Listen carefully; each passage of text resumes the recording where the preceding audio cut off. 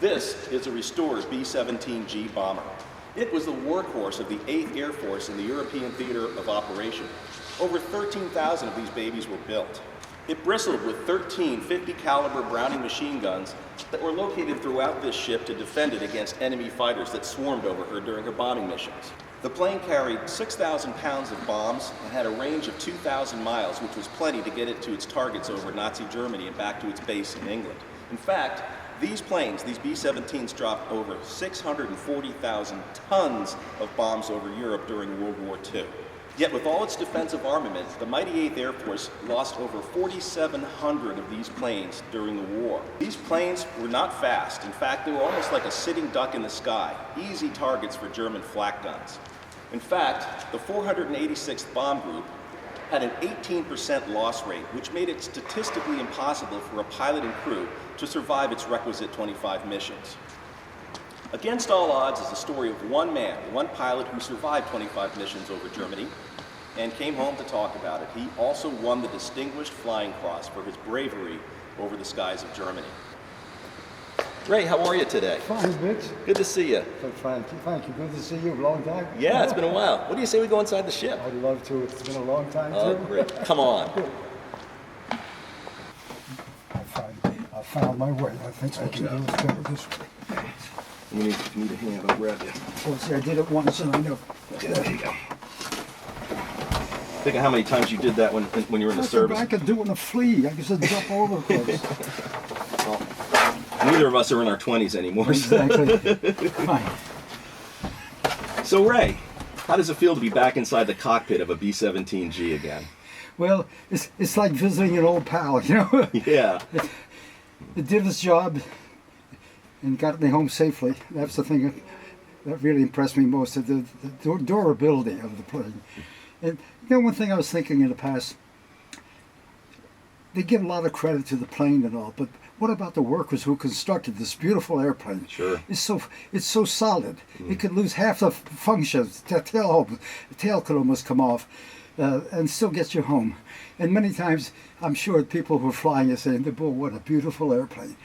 And there was a wonderful base, not base necessarily, but for bombing, because it was so stable. Mm-hmm. And actually a very easy airplane to fly, sincerely. The thick wings, once you trimmed it, you can take your hands off of it. But like you say, it's a wonderful craft, well made, and I'm sure our children and grandchildren will enjoy it just to see it. Sure, sure. And I think it's terrific, places like here at the Delaware Museum where they show something like this for these kids to see in the future, you know? Yeah, and thanks to Johnny Taylor for allowing us to come in here into this plane, which is not open to the public. You'll never find a nicer bunch of the people here. They're always so cordial. Yeah. They really are. And they're volunteers. Most Sure. of them are volunteers. The labor of love. Absolutely. But like you say, I love it. I try to come here at least once a year just to see the feel of it. Mm-hmm. And turn around and grab that wheel, you know. Yeah. And, yeah, brings back well, memories. you know, the nice thing I like about this one is that it has all the original dials. None of the new Avionics. avionics, that's the word I was thinking of. That's a new word for old timer like me. Yeah. But like I got to thank Johnny again, and I enjoy being here. Great. I really do. So Ray, what are some of your scariest moments, or you know, tell me some of the things that happened when you were flying missions. What were some of your more scary or frightening experiences? I think probably the most frightening was the time, I think it was on our 4th mission. We just dropped our bombs, Mm-hmm. and the whole formation was diving down fast to get the heck out of that flak, which was extremely heavy. And the procedure was for the radio gunner to say bombs away. He looked into the bomb bay door, and it meant close the bomb bay doors. And before he said, "Wait a minute," he hollers, "What?" He said, 2 bombs are hung up. Wow. 2 bombs. It was so of course we didn't know what to do. So I got a oxygen bottle, clicked it on, and begged to take a look. And there was a 2,000 pounder and a 1,000 pounder. They had come off the shackles. Yeah. And were wedged to get from the side of the ship to the catwalk. What to do? Didn't know. Just go back, and Dick, the other pilot, he calls up the commanding officer, who was leading the group. He said, "Get the hell out of this formation." Oh my goodness. What's going to happen if those things released and bomb? They're off the shackles. When they're off the shackles, it's armed. Right. It means anything it touches, kaboom. Right. Wow. Here's 13,000 pounds of nitroglycerin, I guess. Yeah. Anyhow, so we pulled out. He said, "Get the hell out of formation and see if you can shake them loose." So we pulled out of formation. Remember, we're diving all the time. This was like at 25,000 feet. Yeah. And we're coming down. And when we pulled out, the formation is kind of leaving us. We're out here by ourselves, you know. Sure. And you had to keep your eye peeled for any bogeys. Yeah.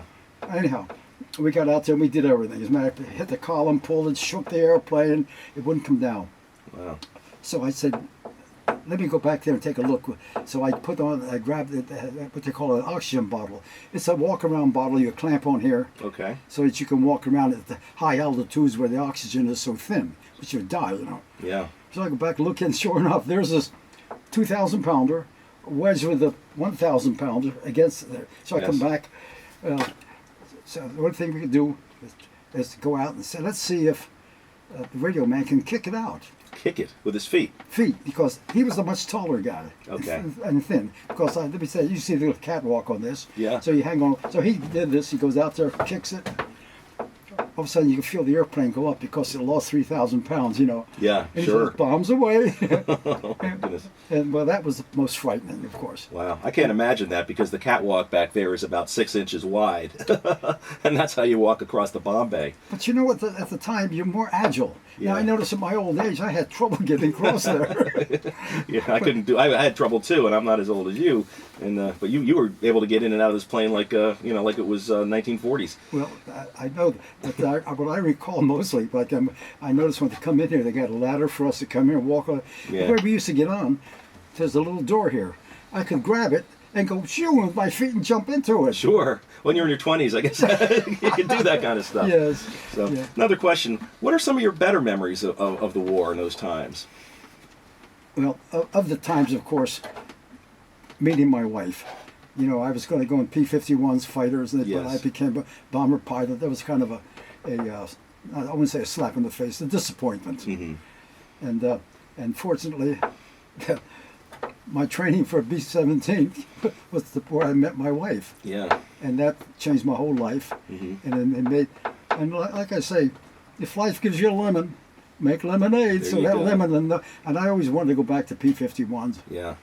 I got to tell you sometime about the story where I tried to get in the weather scouts. Okay. You know, if that's a report, it'd be nice in our book. Sure. That people know about Oh, it. we'll talk about that definitely. Yes. Oh yeah. It's an interesting story too. But of course, others, of course, stories. Of course, I was proud when I got my wings. Yeah, I can It was imagine. quite an accomplishment because so many people tried and didn't do it, and I was one of the few fortunate ones that could do it. Sure. Mm-hmm. And that led me to my wife. Yeah. And also, I say the ironic thing about it, Hitler was responsible for me meeting my wife. I know. If we Oh, hadn't had that war, that's an irony. isn't it an irony? Yeah. That's why I say, if life gives you a lemon, don't complain, make lemonade. Yeah. That's great, Ray. Well, thanks. I don't. Great talking to you, man. And Mitch, my pleasure is meeting you and knowing you. Oh, you too. You're my surrogate father. You're my friend and my mentor. So You've I appreciate all adopted that. me. We've adopted each other. Thank you, Mitch. Thanks. I love it. Great. Okie doke. That was good.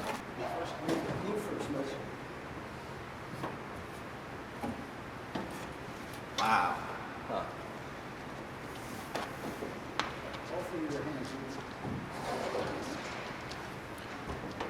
Oops. Thank you. Wasn't that fun? That was great, Ray. Thanks for that. I appreciate it. Right. Thanks for the tour. It's quite an airplane, isn't it? It sure is. Can't believe how big it is. Hey, tell me what you said that one time about being lucky. Oh, well, you know, I often say I'd rather be lucky than good. Huh. A lot of good pilots aren't lucky. Yeah. When you think about it, some of these guys will get maybe like 24, or some 25, the time ran out. Sure. So it was a pleasure just to be back here and see this little bird again. That's great. And thanks for everything, Rich. Sure, thanks, Ray. Take care. There are so many untold stories of World War II heroism and survival, many of which will never be heard.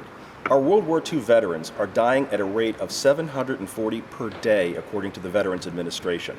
I was lucky to meet Ray Firmani. At 94, he's as vibrant as ever, and he jumped into this book project head first. He's become my mentor, my friend, and my surrogate father. If you enjoy books like Unbroken by Laura Hillenbrand, Flags of Our Fathers by James Bradley, or Band of Brothers by Stephen Ambrose, I promise you will thoroughly enjoy Against All Odds, the Ray Firmani Story. But I can't do it without your help. In order to make this book a success, we need to achieve 250 pre-orders by June 30th.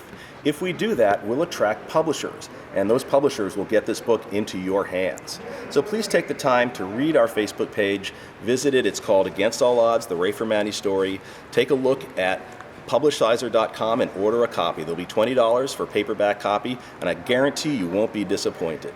Thank you so much for your consideration.